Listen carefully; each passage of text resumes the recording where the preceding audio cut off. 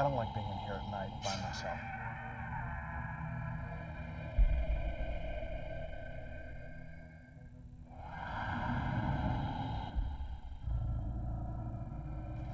If there are ghosts anywhere, they would be here.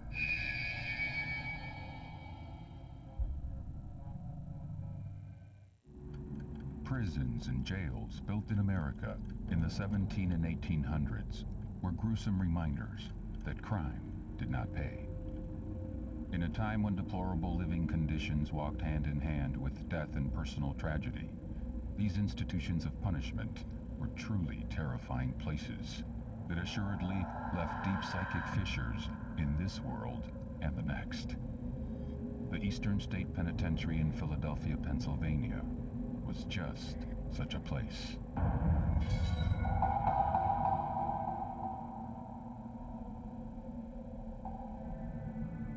Most prisons before Eastern State was constructed were large open holding cells, and they would put everybody in together. They'd put adults in with children, men in with women, and all types of criminals. So petty thieves would be locked in with murderers, all packed into these large open holding cells. They were incredibly violent, disease-ridden. Sometimes disease would wipe out the entire prison population. There was very little sense that people would be better after they were released. In response to these wretched conditions, a new type of prison was planned. Built on an elevated cherry orchard just outside Philadelphia, the Eastern State Penitentiary was supposed to be a new and humane way to house prisoners. But in fact, it turned out to be a place of solitude and misery. In the early years, prisoners at Eastern State lived in extreme isolation. They woke up in their cells, spent 23 hours a day in their cell, went to bed in their cell, and knew almost nothing aside from this small white room. Typical sentence was about 2 years. Inmates were given some kind of simple work to do in their cells and given nothing to read except for the Bible. The majority of them were illiterate anyway. And so, in the early decades of the prison's use, the experience of an inmate would be about surviving isolation, day in, day out for years at a time with almost no human contact. Spending years in strict isolation can drive a person insane. Prisoners were housed in small individual cells with no windows and shortened doorways, specifically designed to humiliate an inmate. The only light source in the room came from a single hole cut in the ceiling of the cell, called the Eye of God. The prison cells at Eastern State were designed like small chapels. They have a high arched ceiling and blank white walls, and the only light comes in from above, and they call it the Eye of God. And so when you're in there, you look up and all you see is this little circle of daylight looking down, and it does look a little bit like an eye. And it's meant to create the impression that you're always being watched, and that even though there's no windows in the room, God is looking down at you through this little point, this little eye above. It's spooky. The key to the success of Eastern State Penitentiary was the complete isolation of its inmate population. As a matter of practice, prisoners were hooded whenever they were outside their cells. Cells were built with soundproof walls in order to keep the prisoners from fraternizing with each other. For all essential purposes, the inmates were cut off from the outside world, forbidden to see another prisoner for the entire duration of their sentence.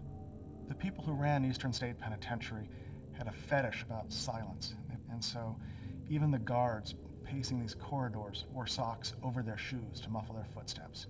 And the carts they used to roll food up and down the hallways had leather over the wheels. They'd roll silently up and down the hallways. Inmates ate in their cells, they slept in their cells. Inmates were only taken out of their cells to bathe about once every 2 weeks, and when they did that, they had their heads covered with a hood with no eye holes, basically put a bag over their head, so that all the inmate would remember from their time at Eastern State was the 4 walls of their cell. Silence was strictly enforced at the Eastern State Penitentiary.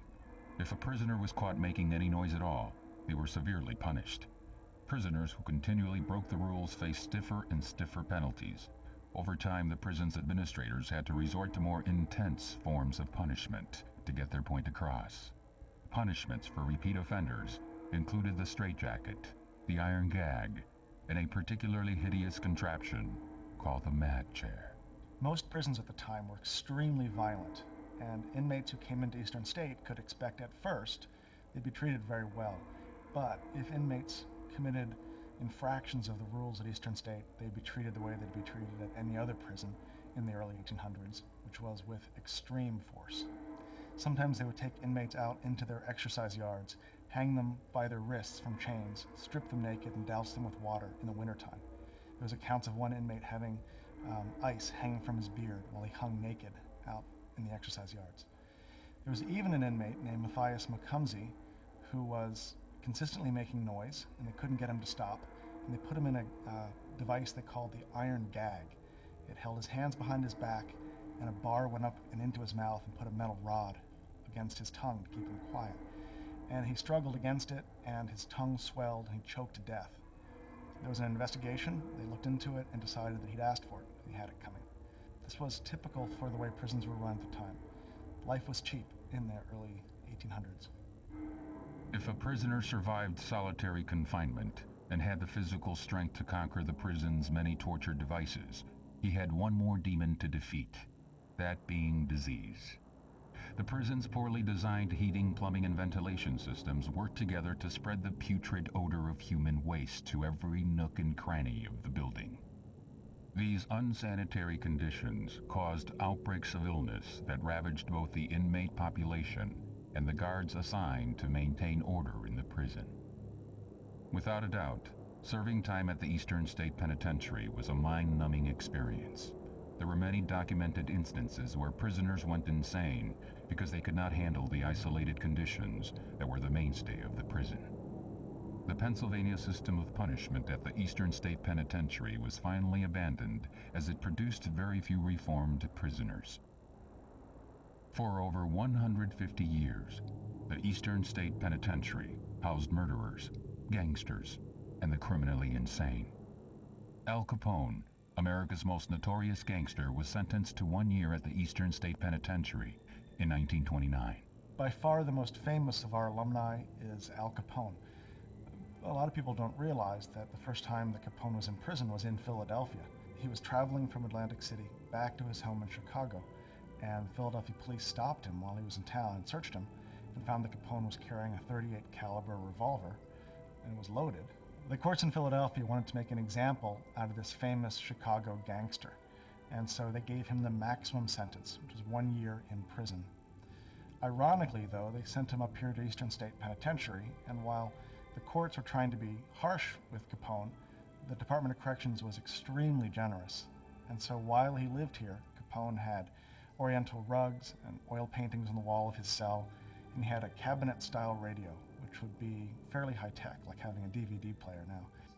We've never known why he got such special treatment while he was here. He might have bribed the warden. It might have just been that he was a celebrity.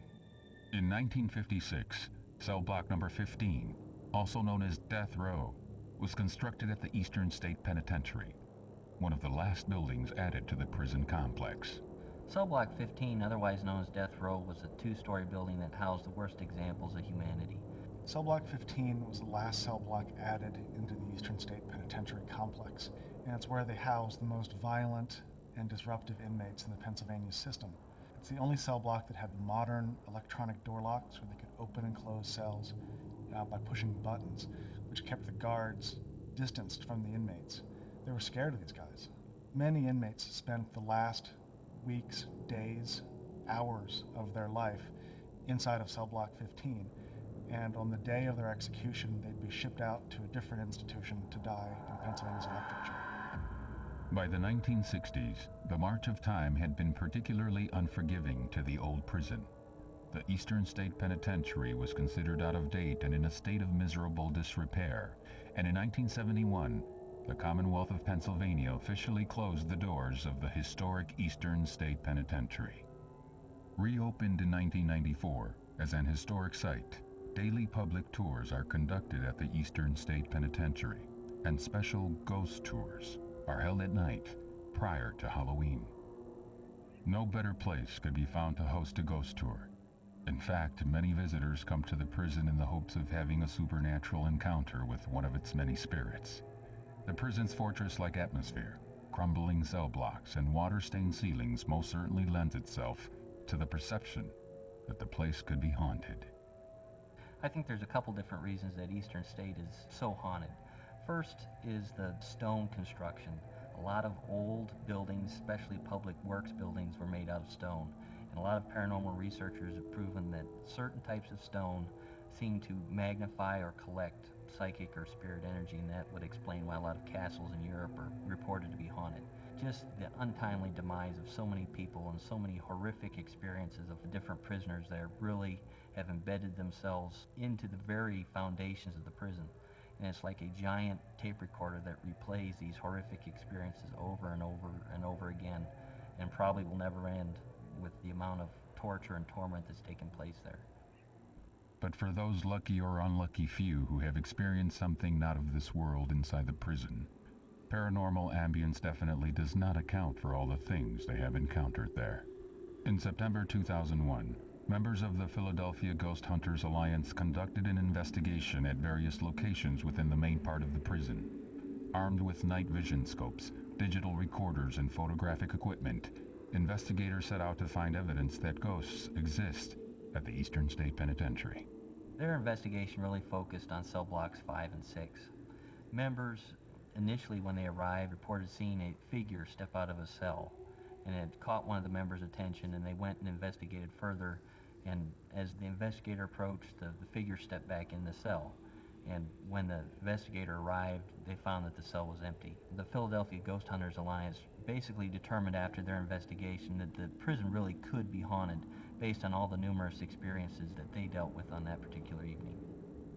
According to various paranormal researchers, there are several areas in the Eastern State Penitentiary that appear to magnify the spirit energy trapped within its walls. Guards and visitors over the years reported hearing disembodied voices and screams and wails and cries that just seemed to emanate from the deepest bowels of the prison, where no person could actually get to. Ghostly encounters are not limited to the prison building alone. The ghost of a prison guard has been observed numerous times in one of the prison's guard towers. What did the guard witness in the courtyard that tethers his spirit to the prison even in death? No one knows for sure. One of the towers, a guard is seen to keep watch on an empty prison. Why a prison guard would want to be there after they've passed on to the other side, I don't know. But who knows the horrors that this particular guard has seen during his time at the prison. And he's still said to keep watch from his guard tower, watch the inner courtyard of the prison. Probably one of the eeriest stories told about the old deteriorating landmark centers around the terrifying experience of a locksmith who was called into work on several locks inside the prison. When the prison became a historical location, they started doing ghost tours right before Halloween. And a locksmith was called in to work on a couple of the older locks just to facilitate the tour. As the gentleman was working on the locks, he looked down the hall and he saw a person standing there watching him. He had that feeling that somebody or something was watching him. And as he looked at this figure, he noticed that it started to kind of fade. It was solid as you or I, and then it would just kind of turn into like a smoke or just a kind of an outline of a person. And as he watched, he noticed that this smoke started to move down the hall towards him. And he sat there in kind of a stunned silence watching this smoke just kind of creep down the hall, and right before it reached him, it shot up into the ceiling. The locksmith looked up, kind of expecting probably to see an apparition or what have you, or at least to see where the smoke had gone. And instead, he saw numerous glowing cat eyes that were looking down at him, blinking. And in a maniacal voice, he heard the words, "We're watching you." Others have reported seeing human shadows disappearing into walls of solid stone, while others have encountered a vaguely humanoid specter which is said to exude a profound loathing from somewhere inside its wisp-like form. Other volunteers working in the 6th block have reported seeing ghostly figures darting back and forth across corridors and disappearing into rooms. In each instance, no one has been able to identify the source of the strange noises or the wraith-like visitors. Without a doubt, the Eastern State Penitentiary is haunted. There were evil men placed in this prison to keep them away from humanity, and that evil still exists there today. Only now it's just waiting in the shadows, waiting for that unsuspecting visitor to get too close, to finally make or exact its revenge. We've always heard that Eastern State is haunted, and it's hard not to walk around here and feel that people just left, or that there's something happening behind you. But then you look around, you see the way the building's deteriorating, and it's this lost world of just crumbling walls and skylights throwing the light down, or moonlight at night. And it's very, very spooky. You have to believe that if there are ghosts anywhere, they would be here, because there were so many, thousands and thousands of people who lived out the end of their life in this building, trying to get out and not able to do it. The numerous paranormal events encountered by visitors and staff, coupled with the documented incidents reported by ghost investigators at the Eastern State Penitentiary, are proof that sometimes, when a prison is abandoned, the spirits of the men and women who died there linger behind. What lurks in the shadows behind the walls of the old Eastern State Penitentiary? No one knows for sure, but one irrefutable fact seems to go unquestioned. When the prison is silent, and the only noise that can be heard is the howl of the wind through the halls or the groan of a cell door moving by itself, the prison's horrible past creeps out and mingles with the present. Eastern State Penitentiary is just a difficult place to be at night. It's creepy, and we generally keep out of here after sunset.